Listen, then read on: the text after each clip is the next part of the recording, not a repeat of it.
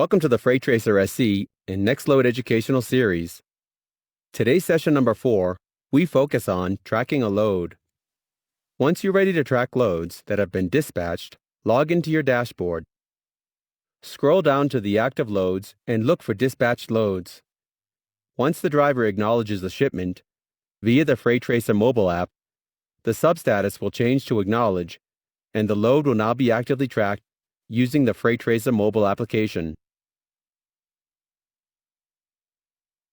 Clicking the View button will open up the tracking map, where you can see current statistics and location information about the driver. The tracking map will show you drive time to next stop, distance to next stop, and the current location of the driver and the last ping that was received. When the driver arrives on site, you will see the status change to on-site loading pending driver. Viewing the tracking map will also show updated information related to load status and also the current location of the driver and the last ping received.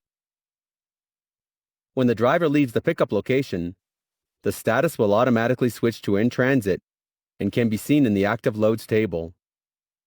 Viewing the tracking map will now show the current location of the driver and remaining time in miles to the next available stop. When the driver reaches the delivery location, the status will automatically switch to on-site unloading pending driver. The driver has the option, via the FreightTracer mobile app, to confirm they're on site.